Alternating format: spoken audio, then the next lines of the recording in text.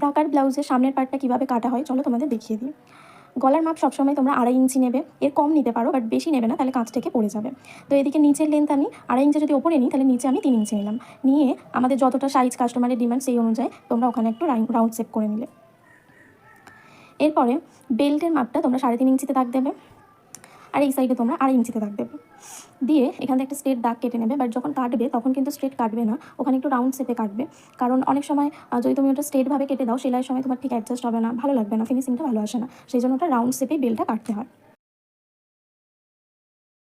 এরপরে তোমার বডি মাপটা যেটা আছে সেটাকে তুমি 3 ভাগে ভাগ করবে, করে এক ভাগটা তুমি কর্নারে বসিয়ে এক ভাগটা ওখানে দাগ দিয়ে নেবে।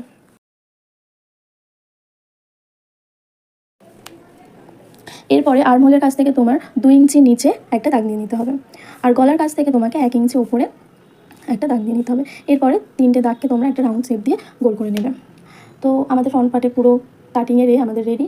এরপরে মাপ অনুযায়ী পুরো কেটে নেব।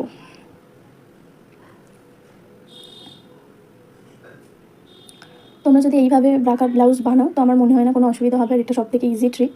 তো এর আগেও আমি তোমাদের সাথে একটা ট্রিক ইউজ করেছিলাম, তোমরা অনেকেই সেটা দেখেছো, তো এইটাও তোমরা দেখো, এই ট্রিকটাও তোমরা ইউজ করতে পারো, এটাও খুব ইজি। তো আমাদের 3টে পার্ট রেডি হয়ে গেল, কোনো পার্ট এখানে বাড়াতে হবে না, শুধু আমাদের এই খাপের যে কাটরির মাপটা এটা আমাদের সাইজটা একটু অন্যরকম হবে। এটা করার জন্য অন্য একটা কাপড়ে তোমাদের এই কাটরিটা বসিয়ে নিতে হবে। এটা একটু কর্নার করে বসাবে, সোজা বসালে তোমাদের মাপটা ঠিক আসবে না, তো একটু কর্নার করে বসানোর চেষ্টা করবে যাতে আর কি মাপটা ঠিকঠাক আসে। তো একদম বসিয়ে যেরকম আছে সেরকম একদম চারিদিক দিয়ে দাগ দিয়ে নেবে, এখানেও কোনো অন্যরকম কিছু করতে হবে না, পুরো যেরকম আছে সেরকম একটু দাগ দিয়ে নেবে।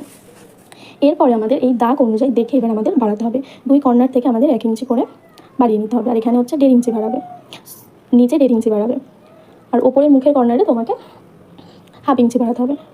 এরপর আমি যেরকমভাবে করলাম এরকমভাবে তোমরা কাটুরির মাপ করবে, দেখবে খুব ইজি হয়ে যাবে এটা। আর আমি এর কীভাবে সেলাই করতে হবে সেটাও আমি পরের ভিডিওতে দেখাবো।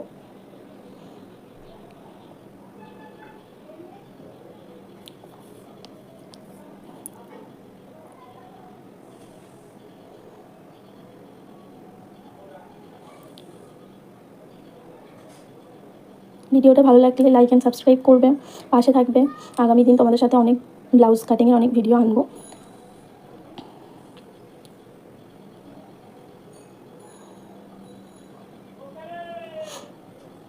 তো এই পার্টটা আমাদের কাজে লাগবে না, আগের পার্টটা, এই পার্টটা আমাদের কাজে লাগবে।